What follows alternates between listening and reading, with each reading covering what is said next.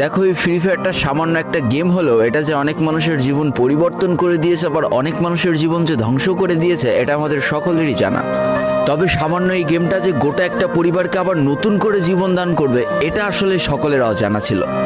হ্যাঁ বন্ধুরা, আজকের গল্পটি এমনই একটা পরিবারকে নিয়ে যারা এই ফ্রি ফায়ার গেমটাকে একেবারেই সহ্য করতে পারতো না, বরং তাদের সন্তান যখন এই গেমটা খেলতো তারা আরও উল্টো বকাবকি করতো। আর ভাগ্যের কি অপূর্ব লীলা খেলা, তখন সেই গেমটা আজকে গোটা পরিবারটাকে বাঁচিয়ে রেখেছে। আর এখন তার বাবা মাও উৎসাহ দেয় তাদের সন্তানকে যে ফ্রি ফায়ার খেলো। এজন্যই চলো জেনে আসি আসলে কি এমন ঘটেছিল ওই পরিবারটার সাথে। তো বেশি ব্যাকপ্যাক না করে ছোট্ট একটা ইন্ট্রো দিয়ে আজকের ভিডিও শুরু করা যায়। তো আজকের গল্পটা শুরু হতে চলেছে ছোট্ট একটা গ্রামের ছোট্ট একটা পরিবারকে নিয়ে। বাবা মা এবং তাদের দুই সন্তান অর্থাৎ দুই ভাই, ছোট্ট একটা পরিবার, খুব সুন্দরভাবে তাদের জীবনযাত্রা চলে যাচ্ছিল।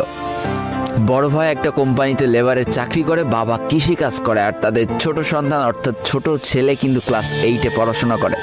দারিদ্রতার বেড়াজালে আটকে পড়া পরিবারকে সাপোর্ট দেওয়ার জন্য তাদের বড় ভাইকে খুব অল্প বয়সে কাজে চলে যেতে হয়েছে। এই জন্য বড় ভাইয়ের পড়াশোনাটা ঠিকমতো হয়ে ওঠেনি। তবে বাবা মার একটাই স্বপ্ন ছিল যে তাদের ছোট সন্তান অর্থাৎ ছোট ছেলে যাতে উচ্চশিক্ষায় শিক্ষিত হয়। এই জন্য বাবা কৃষিকাজ করলেও সারাদিন মাঠে তুমুল কষ্ট করে এসে বাসায় যখন এসে দেখতো তাদের ছোট সন্তান পড়াশোনা করতেছে, সমস্ত কষ্ট এক চান্সে দূর হয়ে যেত। আর তাদের ছোট সন্তান পরিবারের অভাব দেখতে দেখতে বড় হচ্ছে, তো তাই সে একটা সময় ঠিক করেই ফেলে যে তাকে অনেক বড় হতে হবে, লেখাপড়া করে অনেক বড় মানুষের মতো মানুষ হতে হবে। আর ঠিক এমনটাই হতে থাকে। তাদের ছোট ছেলে খুব ভালো রেজাল্টও করতে থাকে, প্রত্যেক ক্লাসে টপ হতেও থাকে। তবে তার একটা বদ অভ্যাস ছিল, সেটা হচ্ছে ফ্রি ফায়ার গেম খেলা।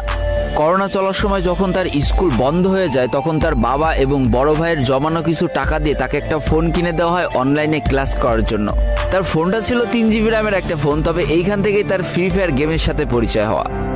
সারাদিন পড়াশোনার ফাঁকে সময় পেলেই সে ফ্রি ফায়ার গেম নিয়ে বসে পড়তো। আগে যেমন বাইরে খেলাধুলা করতো, এখন সে আর বাইরে খেলাধুলা করে না, ঘরে বসে সারাদিন ফোন টিপে আর ফোনে গেম খেলে। এদিকে তার বাবা মা যখন ফ্রি ফায়ার গেম খেলা দেখতো তখন প্রচণ্ড পরিমাণ রেগে যেত, এমনকি মারধর পর্যন্ত করতো যে তুই এই গেম খেলা বাদ দিয়ে দে। তবে তাদের ছোট ছেলে যতই বাবা মার বাধ্য সন্তান হোক না কেন, ফ্রি ফায়ার গেমটা ছাড়তে সে একেবারেই নারাজ। প্রথম দিকে পড়াশোনার ফাঁকে ফাঁকে গেম খেললো, যখন তার বাবা মা তাকে বকা শুরু করে তখন সে রাতের অন্ধকারে গেম খেলা শুরু করে। তবে বন্ধুরা বলে রাখা ভালো, সে কিন্তু তার পড়াশোনা একেবারেই ঠিক রেখেছিল, অর্থাৎ গেমের কোনো কালো ছায়া পড়াশোনার উপরে কোনোদিনই সে পড়তে দেয়নি, যার কারণে তার রেজাল্টও মোটামুটি ভালোই হতো। এতদিন পর্যন্ত পরিবারের সবকিছু ঠিকঠাকই ছিল, এবার আস্তে আস্তে পরিবারটা একটু একটু করে ভাঙতে শুরু করবে। পরিবারের সকলের সম্মতিতে পরিবারের বড় ছেলের সাথে পাশের গ্রামের একটা মেয়ের বিবাহ সম্পন্ন করা হয়। আর যেন বিবাহের কয়েক মাস যেতে না যেতে বড় ভাইয়ের পরিবর্তন লক্ষ্য করতে শুরু করা যায়। এতদিন ছোট ভাইয়ের পড়াশোনা খরচ বড় ভাই আর বাবা মিলে চালিয়ে আসলেও এখন আর বড় ভাই কিন্তু ছোট ভাইয়ের পড়াশোনা খরচ দিতে রাজি হয় না।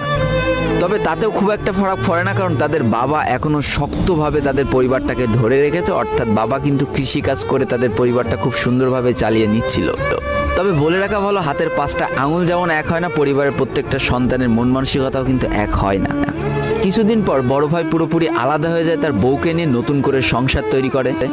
এমনকি একটা পর্যায়ে যে বড় ভাই তার পরিবারকে অস্বীকার করে দেয়, অর্থাৎ একটা টাকাও আর পরিবারে দিত না, সমস্ত টাকা সে নিজের সংসারেই খরচ করত।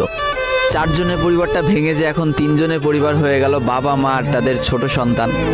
এখন পুরো পরিবারের দায়িত্বটা বাবার উপরে পড়ায়, দিনরাত 24টা ঘন্টা হাড় ভাঙা খাটুনি করা শুরু করে দেয় তাদের বৃদ্ধ বাবা।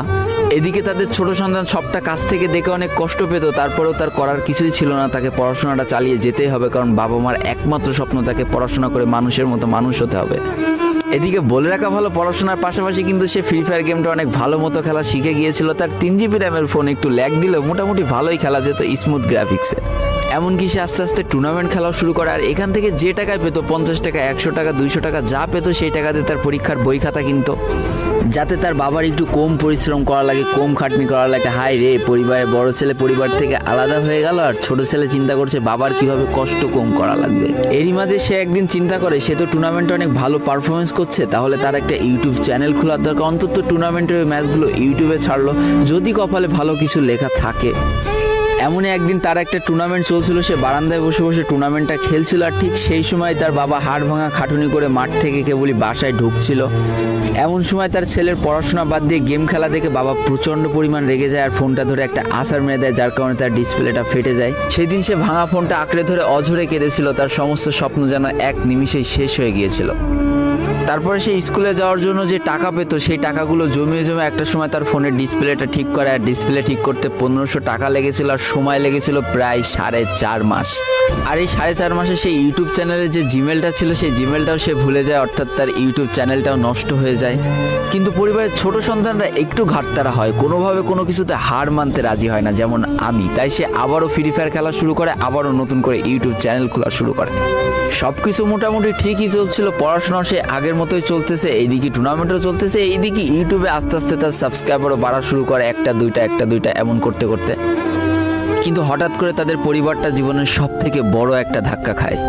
যেহেতু তাদের বাবা কৃষিকাজ করে তাদের পরিবার চালাতে হিমশিম খাচ্ছিল, পরিবারের এত প্রেশার, 24 ঘন্টা হাড় ভাঙা খাটুনি করতে করতে একটা দিন হঠাৎ করে উনি প্যারালাইসিস হয়ে যায়। তার ডান পাশের হাত এবং পা পড়ে যায়, যার কারণে সে একেবারে অক্ষম হয়ে পড়ে। আর এটাই ছিল তাদের পরিবারের সব থেকে বড় কালো অধ্যায়।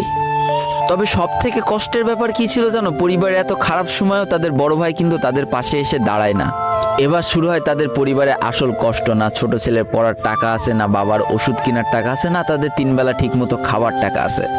কি আর করবে, পরিবারে এই অসহায় অবস্থা দেখে না খেয়ে তো মরা যায় না, তাই তাদের